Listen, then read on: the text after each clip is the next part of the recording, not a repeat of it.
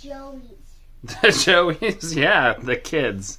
Very funny, Apollo. Good. The Joeys Is a baby kangaroo kid. That's true. Very funny. Okay. Oh, look inside. Let's see if you can guess these kids' drawings. What is this?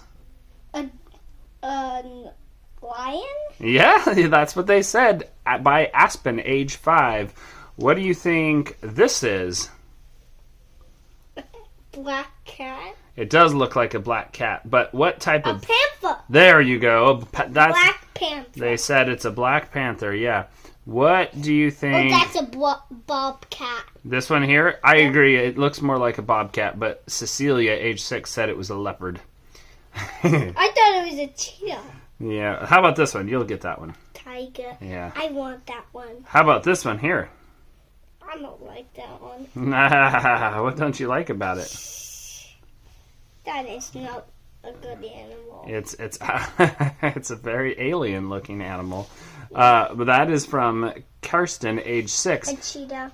That is what she said. She called it a cheetah. How about this one here? And what is that one? What's this one here? A clouded leopard or a jaguar. Yeah, you could tell that was a jaguar or a clouded leopard by that. Just by that. A clouded leopard. Well, this one is what they called a leopard. That one's a jaguar. That one's a cheetah. Well, that's a clouded leopard. Oh, okay. A clouded leopard is one that has spots that kind of look big, like clouds. All right. They had a lot of cats. Well, you probably did better than Dad would have done if I had... Did you know what I noticed? These are all cats. They are all cats, yeah. They're all in the feline family. Yep. So, let's look inside. That's wild! What's this? A giraffe. How about that? A toucan. How about this? Oh, I know that. Let me think. A basilisk? Basilisk lizard, yeah, you're right. What is that? An armadillo. Armadillo. What is this? Wait, no. That No, that's an armadillo. Why is it underwater? It's swimming. Believe it or not, they'll swim. How about this right here? A gazelle. It looks very gazelle-like, but this is actually a bigger type of animal called an eland. How about... Pez. Yeah, well, pez is fish in Spanish. Yes, it's just a fish. So, well, let's read about the giraffe. A giraffe sleeps only a few minutes at a time. A toucan has a bill that is hollow. The basilisk, or basilisk lizard, can run across water. Did you know that, Apollo? Yeah, I learned that from Wirecatch. I heard all these animals on Wirecatch except these two. Yeah. Eland. An eland is the largest kind of antelope, so it's kind of like a gazelle-like thing that you'd mentioned. Now, so it's in the gazelle family. Yeah, it's kind of like in that. It's probably in that family. This guy, this armadillo, they put him in the water because it says he can hold his breath underwater for 6 minutes. I thought it kind of looked like he was underwater. Yeah, and he can go underwater and hold his breath for 6 minutes. I thought he only could go on top of the water. Well, 6 minutes is longer than most humans can hold their breath. That's amazing that animal can do it. So fish don't have eyelids. Did you know that? That's what they say about the fish. Yeah. All right. Yeah? What do you know? You did know that? Fish don't have eyelids? Yeah.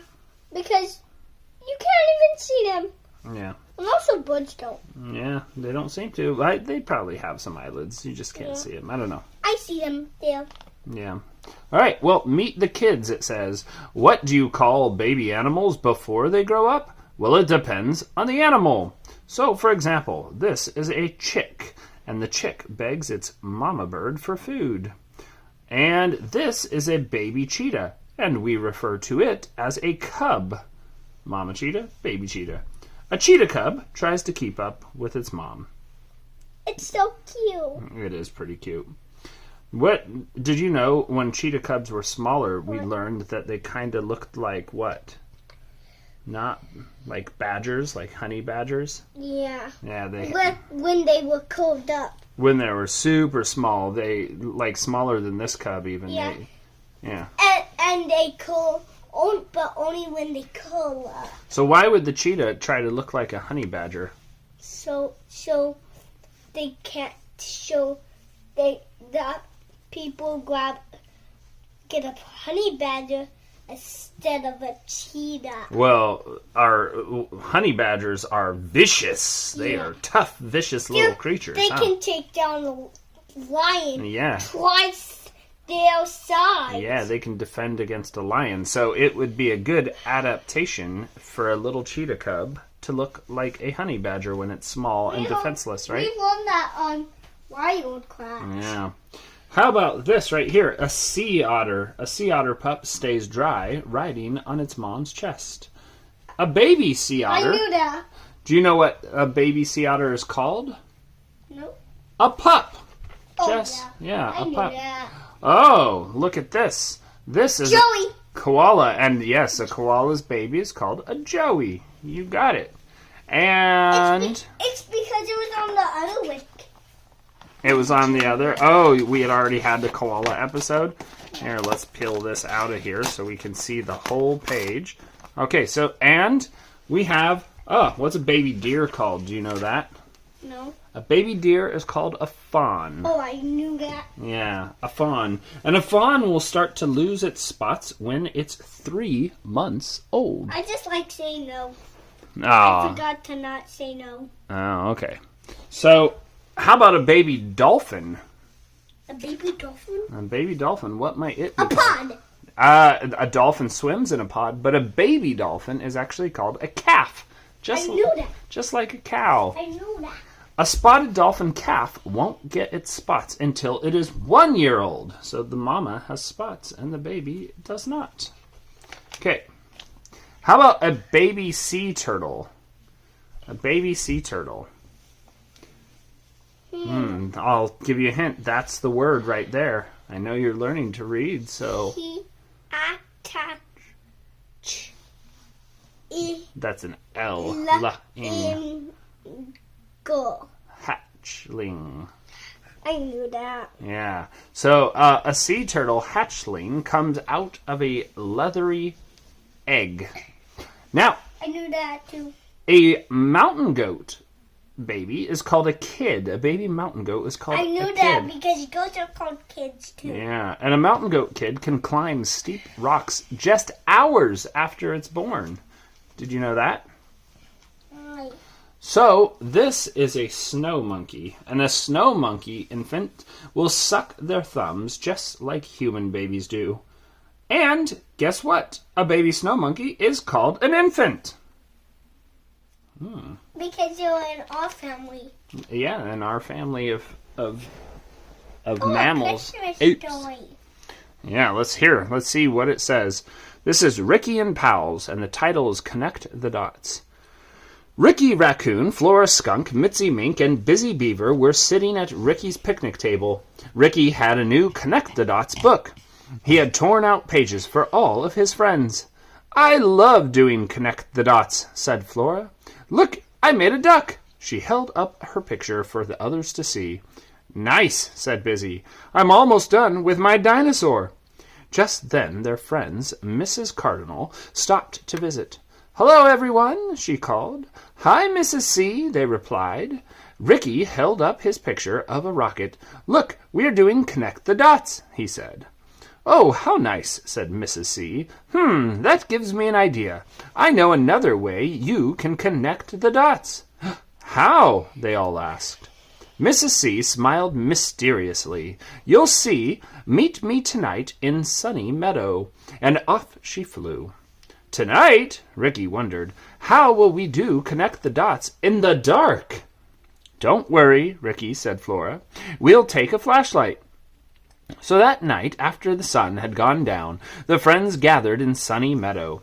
Sunny Meadow isn't very sunny at this hour, Busy said with a grin. You're right, Busy, said Mrs. Cardinal, landing in the tree next to them, but it's just the way we want it for connecting the dots. What do you think they're going to do? They're going to use the star. I think you might be onto something. Mitzi looked puzzled. Mrs. C didn't seem to be carrying anything with her. Where are the connect the dot puzzles? She asked. Mrs. C smiled. They're right up there, she said, and Mrs. C pointed to the sky with her wings. They all looked up. Where? Asked Busy. Should I put the projector on?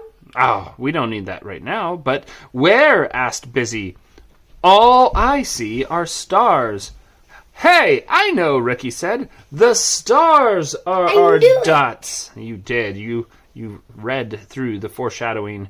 That's right, Ricky, said Mrs. C. Long ago, people looked up at the sky just as we are doing now. Because Wildcats did that. Yeah, and they imagined connecting the stars to make star pictures. How old are Chris and Martin now? I don't have any idea. Really? Asked Flora. What pictures are up there? Well, one of the easiest to see is called the Big Dipper, said Mrs. C. It's like a big cup with a long handle. Mrs. C showed them where the Big Dipper was. I see it, cried Busy. I see it. Mrs. C showed them some other star pictures, and then they tried making up some of their own. This is fun, Mrs. C, Ricky said. Sure is, agreed Flora. And we didn't need our flashlight after all. Not to see the stars, said Mrs. C, but I know something else you can do with the flashlight. You can make a snow lantern. Oh, that sounds cool. How do we do it? Asked Mitzi. First, you have to make lots of snowballs, Mrs. C explained. The friends liked that idea. They giggled as they made the snowballs. They even threw a few at each other. After they had a pile of snowballs, Mrs. C told them to turn the flashlight on and stand it up on its end. Now, make a circle around the flashlight with some of the snowballs, said Mrs. C, and add another layer of snowballs and then another on top of that. When they finished, the friends stood back and admired the lantern. The snow is glowing, Mitzi said. Cool, said Flora. I just thought of something, Ricky said. This morning we connected the dots from my book. Tonight we played Connect the Dots with the Stars. And now we've connected these snowball dots to make a lantern. That's kind of cool. We'll have to try that, huh, Apollo? It's Dot Day. It is Dot Day in the Ranger Rick universe. So, here is another page. Who's that flying through the air? Any idea what this thing is, Paulo? A flat bill? Close. It's called a shoe bill. A shoe bill. I could see why you would think platybill like a platypus, but it's called a shoe bill. But instead of platypus, flat bill. Yeah. Get it? It is one of the strangest birds in the whole world. It's a super duper shoe bill. It is kind of a strange looking bird, huh? Mm-hmm. A shoebill has a bigger bill than any other kind of bird. And shoebills hunt for fish in the wetlands where they live. Shoebills are huge. They would tower over most second graders. That means this shoebill would be bigger than you. What do you think, Apollo? It towers over second graders. You're only in kindergarten. This thing would be way bigger than you, huh? Okay, snap! When a shoebill spots a fish, the bird quickly snaps it up with its huge bill. It can't take down me. You don't think so? You think because you only 3 kindergartners can take down a 3 teacher. Oh, well, I don't know. Well, if we see a shoebill out in the wild, maybe you can challenge it. I'm not sure I'd want to. Ha! A shoebill parent takes turns sitting on their nest. They work together to raise one single chick. It's very hot where shoebills live, so parents pour mouthfuls of water over their chicks to cool them off. Well, I think that eliminates it. I don't think we're going to see any shoebills up here. Why? Well, did you hear that? It says it's very I know. hot where they live. Is it very hot up here? No. No, it's nice and cool. Well, shoebills will grow quickly. This chick is 2 months old, and before long, it will leave its parents to live on its own. Cool. guess what? You could even share this. You could share this story with your Spanish immersion class. Because right here it says, Hola! Use this QR code to read the story in Spanish. So maybe you could have them take them and have it read the story in Spanish. All right. Do you know what these are? Narwhals. Narwhals, yeah. Ever wonder, are unicorns real? Nah, unicorns are not real, but there is a whale that kind of looks like a unicorn. It is called a narwhal, and it has a long, pointy tusk that is really an extra long tooth. This is a tooth. Yeah, most female narwhals don't have unicorn horns. So only the males. So we have them.